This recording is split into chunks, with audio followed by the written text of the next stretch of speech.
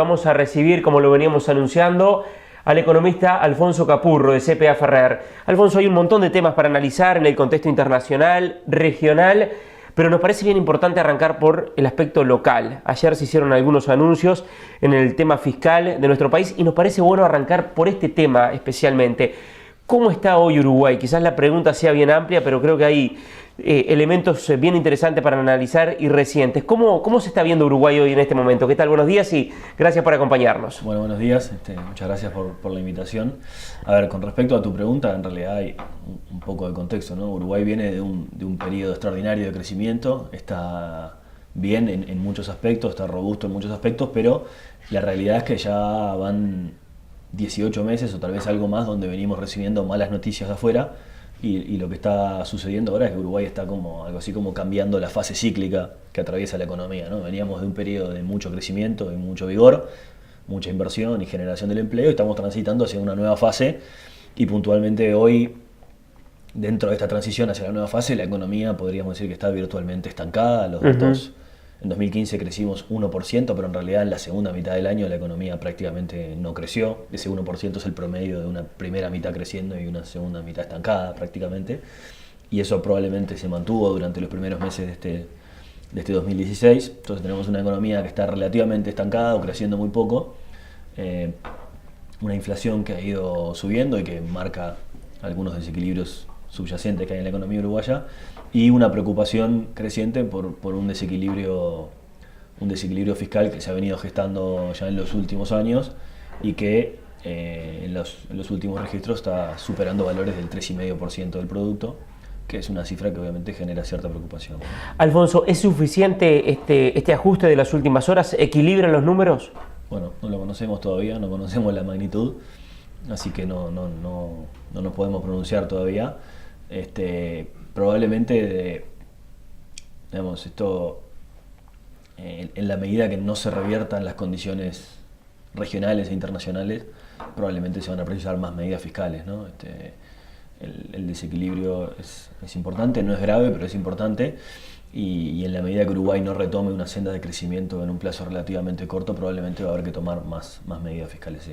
Comencemos a analizar la región a propósito del contexto internacional para nuestro país. Arranquemos por Brasil, que está en una situación económica complicada y también ahora con cambios políticos destacados. ¿Cómo lo están viendo? Bueno, obviamente Brasil es probablemente la principal fuente de preocupación de todo lo que son las condiciones externas por la magnitud del problema y porque no se visualiza la salida del todo cerca, ¿no? Hay un cambio político que hay que ver hacia dónde deriva, pero en el trasfondo de todo esto, independientemente de si este gobierno nuevo va a poder hacer algunas cosas que el anterior no hizo, lo que quedó claro en todo este proceso es que Brasil tiene una debilidad institucional y una calidad de las instituciones bastante pobre en comparación con otros países, ¿no? Y la respuesta institucional fue bastante desordenada. Al final del día, Brasil está atravesando una recesión importante y tiene que introducir una corrección fiscal muy importante, ¿no? Brasil hoy tiene un déficit fiscal de 11% del producto. En Uruguay estamos preocupados porque tenemos un déficit de 3,5%. En Brasil estamos hablando cifras en torno al 11%.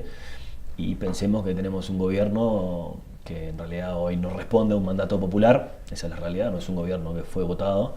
Tenemos el Partido de los Trabajadores del lado de la oposición y acusando que este proceso de impeachment fue inconstitucional. Y un gobierno que obviamente no está validado popularmente, que tiene que introducir una serie de ajustes que son duros. Claro. Ahora que el proceso político que se va a venir no va a ser sencillo. Capaz que sale bien, ojalá que salga bien para los intereses de la región, pero a una situación económica que viene siendo complicada ya hace un par de años, este proceso político todavía no otorga claridad suficiente como para pensar que puede haber una recuperación rápida en Brasil hacia adelante. Alfonso, Brasil es destino de muchas exportaciones de Uruguay, pero Brasil también es competidor de Uruguay en mercados importantes, por mencionar uno, China, en el tema de la carne, ni más ni menos. Brasil el año pasado registró un real por encima un dólar que estaba de los 4, ahora bajó algo. ¿Cómo se prevé la evolución de la moneda?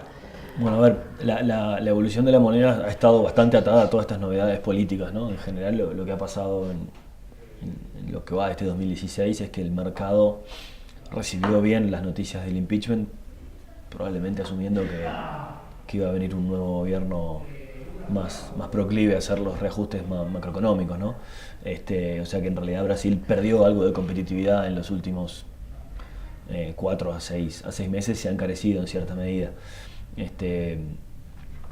Va a depender bastante de los factores políticos, pero probablemente en realidad nosotros asumimos que Brasil va a seguir estando barato en términos relativos, ¿no? Pese a la reversión del real, que se fue a estos valores de 3.50, 3.60, Brasil sigue estando barato en comparación con Uruguay, no tan barato como estaba hace unos meses, pero sigue estando barato y va a seguir representando una dificultad adicional, tanto para nuestras exportaciones con destino a Brasil, como para nuestra competición en el mercado internacional, y también no hay que olvidarse que es un mercado importante para Argentina, que es el otro jugador importante de la región, sobre el cual hay esperanza de cierta recuperación, pero que también está afectado por la situación de Brasil. Ya vamos a hablar algo más de Argentina. ¿Tenemos margen en Uruguay para alinear un tipo de cambio competitivo con Brasil, pensar en un dólar más caro en Uruguay? A ver, parece difícil a corto plazo y probablemente hasta en cierta medida es razonable que no se haga eso, ¿no?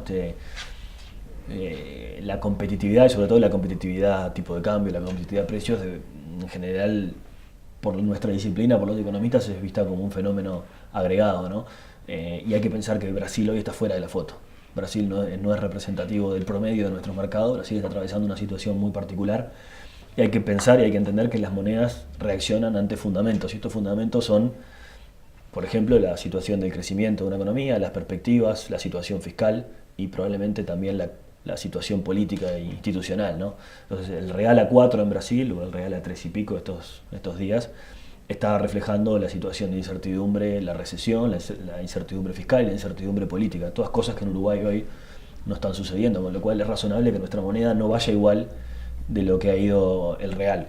Esta es la lógica desde la cual creo que la mayoría de nuestros colegas entiende la situación. Ahora, esto es absolutamente irrelevante para un exportador o para un competidor que tiene que competir con Brasil, es independiente cuál es la razón de fondo. En realidad las diferencias, digamos, y las presiones sobre el mercado ocurren igual, y esto va generando obviamente consecuencias en términos de volumen de actividad y a la larga va teniendo efectos, pero es razonable que a corto plazo Uruguay no tenga que seguir a Brasil.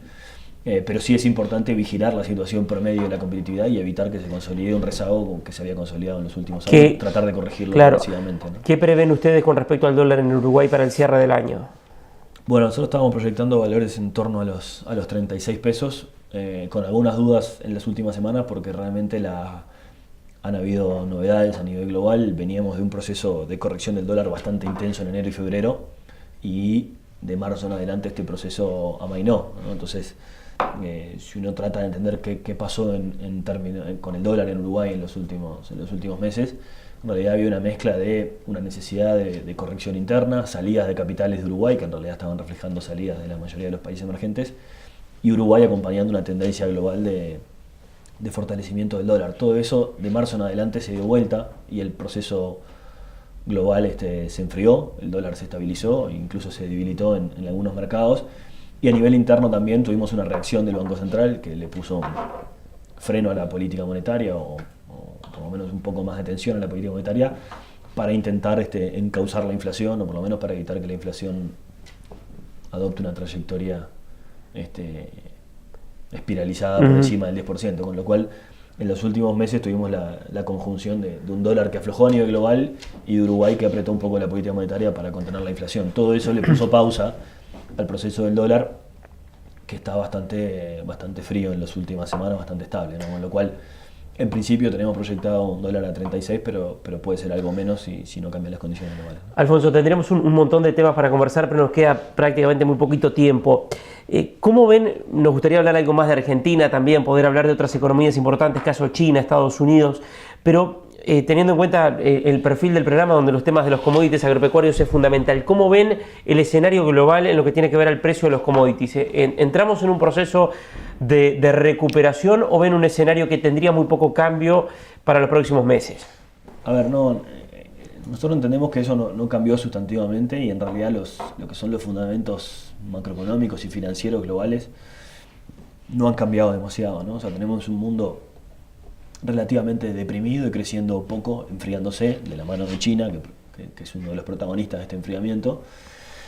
Lo que ha cambiado tal vez en las últimas semanas, justamente de marzo en adelante, es que en la medida que el dólar aflojó su presión hacia el fortalecimiento, esto reduce la presión bajista sobre los commodities, ¿no? En general los periodos donde el dólar se fortalece, los commodities se desinflan, y esta presión aflojó.